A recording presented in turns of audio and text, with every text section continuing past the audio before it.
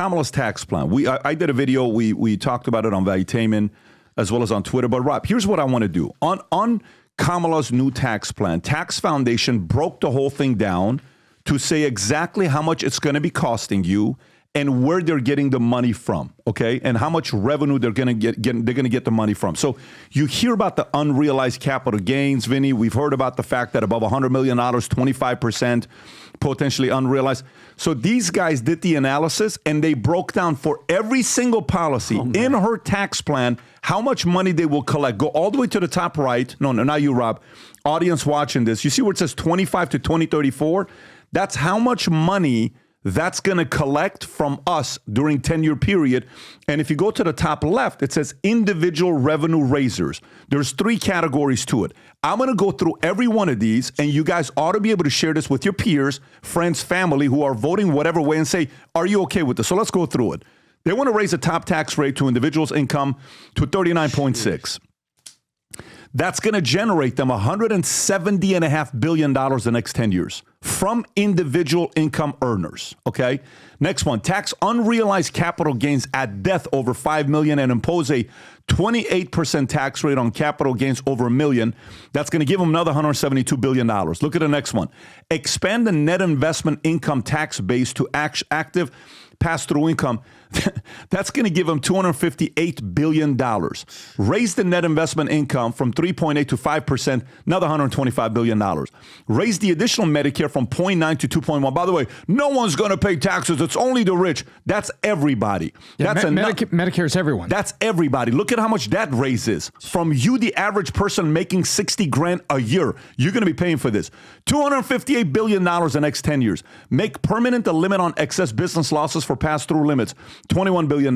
Limit 1031-like exchange to $500,000 in gains, which, by the way, you want to explain what that is? That basically means the 1031 exchange is where you sell one house and buy another. Roll the money over. Roll the money over. Yeah. That will impact your mom and dad. If they sold their house for $700 grand in New Jersey and moved to Florida, they're going to get hit. That's right. In the 1031.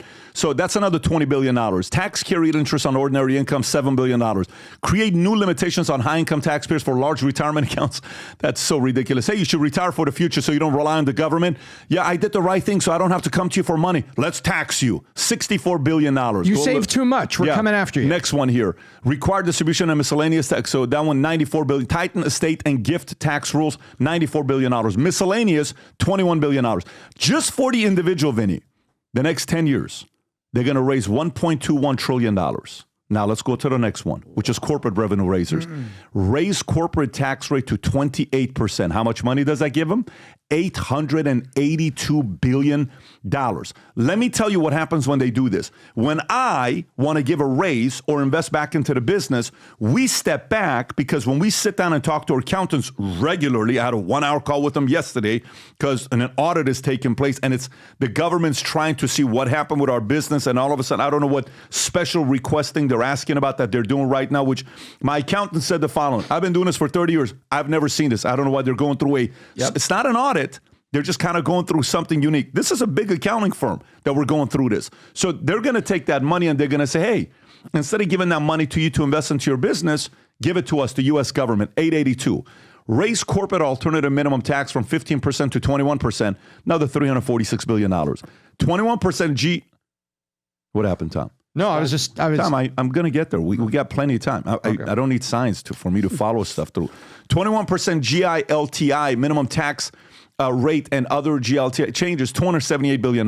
Repeat FD, $92 billion. Section 265 change, $187 billion. 4% excise tax on stock buybacks, okay, $79 billion. Modification to $162 million limit on deduction of excessive employee remuneration. They didn't write it right. $265 billion. Miscellaneous, 34. Look how much money they're going to collect from corporations over the next 10 years. $2.166 trillion. But they're not done yet. Go to the next one. Individual revenue raisers. Impose a 25% minimum tax on unrealized gains on $100 million plus. They're planning on collecting $500 billion the next 10 years from people that have $100 million net worth. Levy on under-tax profits rule on large multinational firms, 225. Changes to tax compliance and administration, 24. Other Revenue changes, 766. Look at the number right there. You see it? Rob, can you highlight it so people can see the total? Just type in the total gross revenue right there. $4.143 trillion of money is going to go from the people, us, to the government the next 10 years, which let me unpack what this means. So in other words, there is a guy that visited the States the last week. His name is Vladimir Zelensky.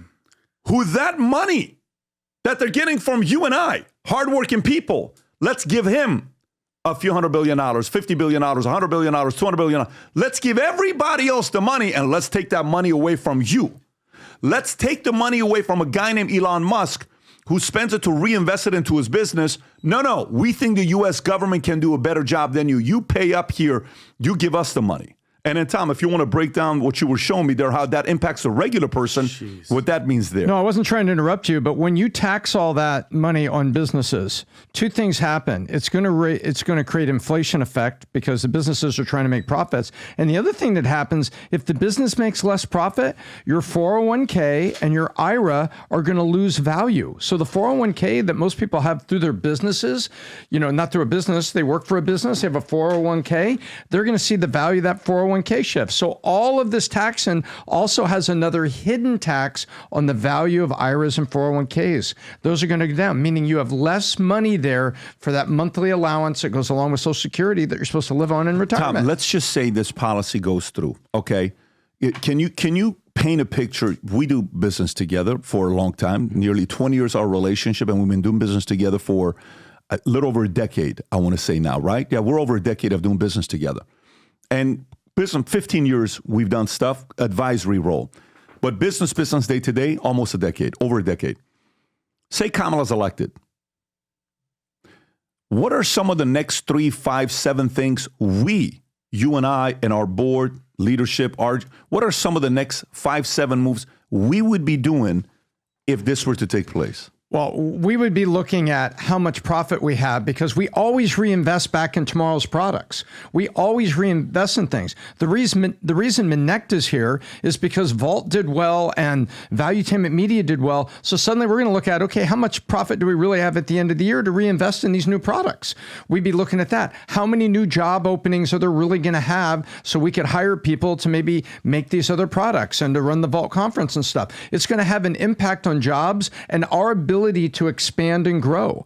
And that has a negative impact on people that are like, that's a great company. I'd like to go work there. I'd like to be a part of that. There's going to be less opportunity. We're going to be looking at all of that stuff. And we're going to be looking at how much raise can we afford to do it? Because we're not public on the stock market right now. We're a private company that's trying to reinvest and build and build and build on our future vision. It's going to severely impact us. And what she's doing, they are going after to create a dependent America on government in line with their globalist agenda. It's that simple. People say, why are they doing this? Why are they doing this? They want us to be dependent on them. And then they want to push their globalist agenda. But that's what happens to companies. We can't expand. We can't add jobs. We can't invest in new products. That's what happens to us. I hope everybody that's listening to this and watching this, is Rob going to put a link? I want them to send this to their Democrat, liberal, brainwashed idiot friends and let them know what the hell these people are trying to do. Let's put the link below on Tax Foundation. That, because you doing that and showing me that is unbelievable, number one. Number two, we all know Kamala's not making this plan. Who is the person, who are the people, PBD, behind that shitty ass plan that's going to destroy our country? That's what I'm curious about. Well, I mean, this is what you have to think about. So for us, like, I don't have any hate towards Kamala. I don't know Kamala. How can you hate somebody that you don't know? Okay. I don't know who this person is. I don't know what she does. I don't know her going to dinner. I don't know Joe Biden. I don't know Obama. I don't know any of these guys. We have no relationship together, right? So for me, it's not that. When it comes down to direct policies, where for someone who lived in Iran 11 years, lived in Germany, has been here, was in the military, ran a business, used to be an employee, figure out a way to build a business. All this stuff that we've gone through with the risks that we've taken, family, kids. I'm just thinking about what are the main things that a family person, if you have kids, if you have a wife, if you have a husband, if you have a business, if you have a job, what are the most important things to you? Number one is making sure economically you're sound. Very simple, okay? Number two is making sure you're safe. You don't want a war, right? Number three, making sure You're free to express yourself on what you believe in. Okay, I agree with this. I like this. I'm a Yankees fan. I hate the Yankees. I like the Dodgers. I'm a Lakers fan. I'm a Christian. I'm a Muslim. I'm a this. I'm a Jew. I'm a Scientologist. I don't like these guys. I don't like that religion. The hell with this religion. I don't like Armenians. I don't like Assyrians. Whatever it is that you have, you can say that. A person can watch the podcast right now. I'm not following the comment section, the chat I'm not looking at right. I guarantee you there's people in the chat that right now are saying, all you guys care about is this. And I guarantee you there's people that are saying, dude, I agree with this stuff. But the most basic thing that you look at, do you believe that $4.1 trillion is better off in the government's hands or in your hands? Do you believe that $4.1 trillion is better off with Kamala and her team making a decision, with Biden and her team making a decision, or whoever else, even the Trump's camp making a decision? Or do you believe you do? Because that's how this decision's being made. If you think the American people know what's best for their husbands, their wives, their kids, their families, their communities, then you cannot logically vote for a $4.1 trillion tax plan. You just can't. Because that's a way of, if a person votes for this, you know what they're indirectly saying? They're indirectly are saying, I'm not good enough to make the right decisions for me and my family. I'm not. We had a guy at the soccer tournament, his son, Mauricio, who was dribbling the ball really well, and we had a conversation with him both days.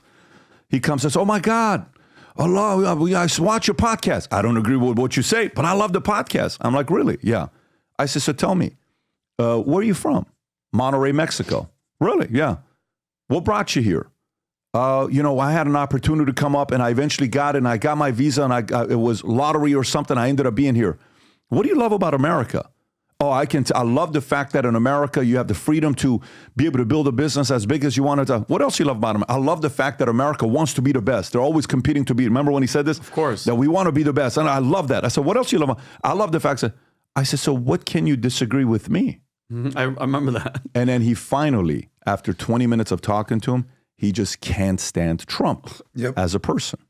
He cannot stand a person, right? That's what this guy's saying. And then I said, tell me about you. He has two other brothers and your mom, dad, the upbringing, what happened with him when he was, youngest was 17 years old, parents separated, they got a divorce, didn't make any sense. They had been married for God knows how many years. And he's telling me about his story, his son, how great of a father he is, how much he wants to do for all this stuff. The most basic thing, if you take personalities out and you actually look at this logically, who the hell in the right mind thinks the government would do better with the money than you? In what areas? Yeah. In UPS? Do you trust UPS or more FedEx and DHL? Why? In what? When it comes down to what? Customer service? Go to DMV if you want to really increase your blood pressure. Stay there for an hour. In what area?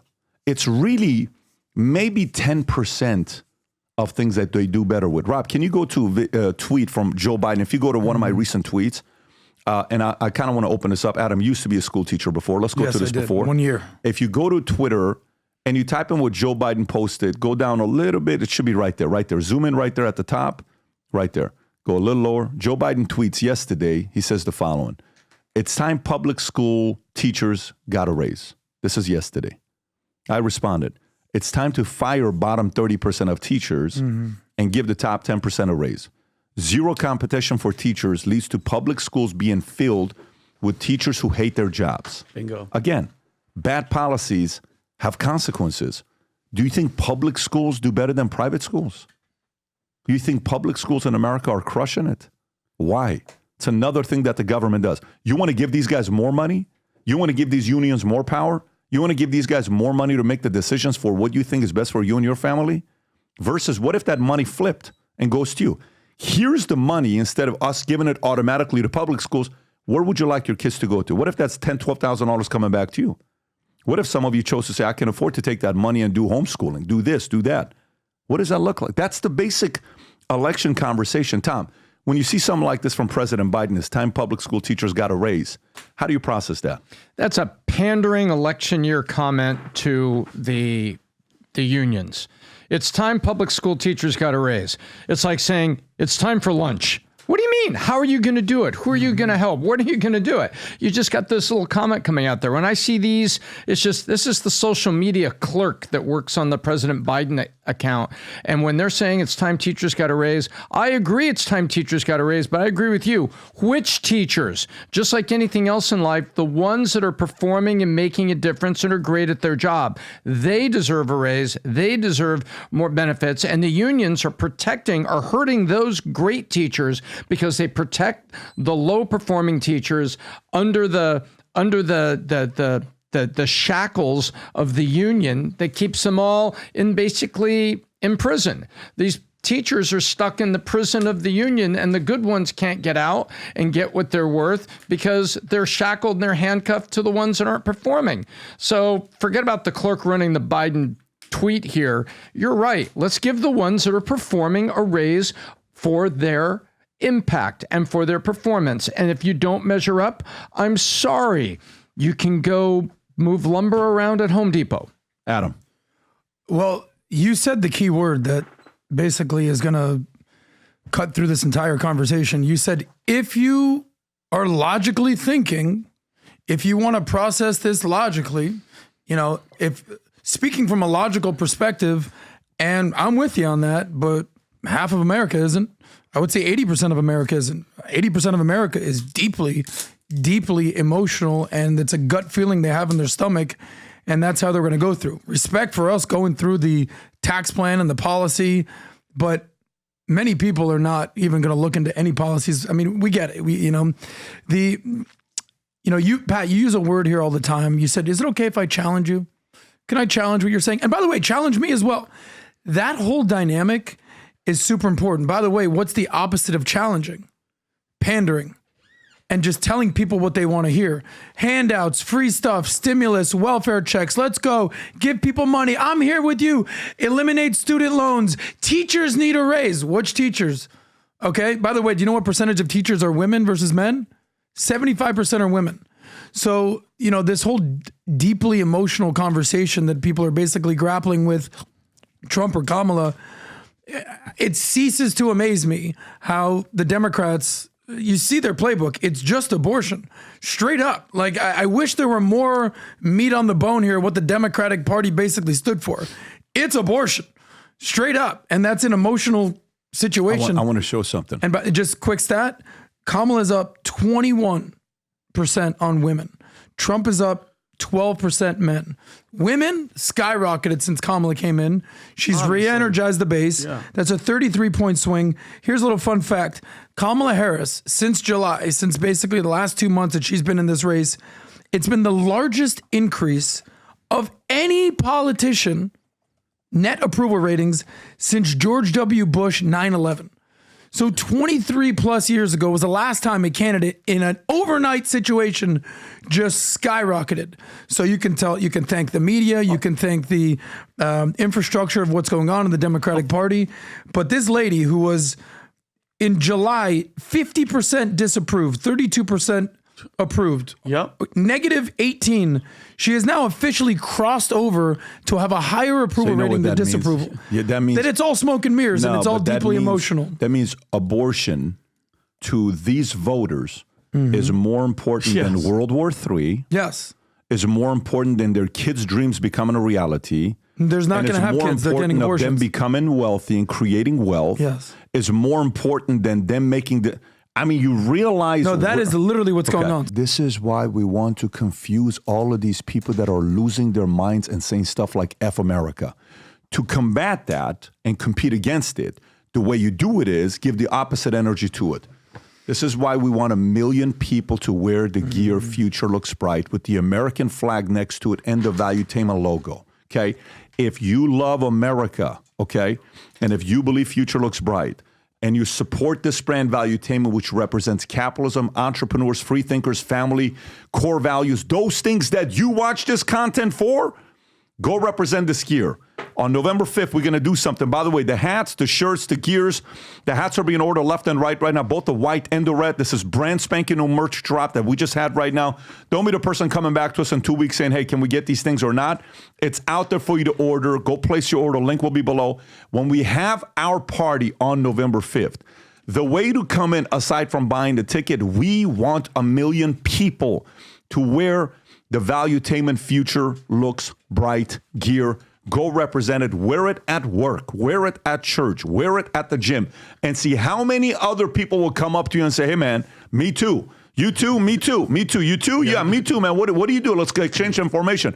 That's exactly what's happening with Valuetainers. The right people are founding each other. We love you. We appreciate your support. So if you like this clip and you want to watch another one, click right here. And if you want to watch the entire podcast, click right here.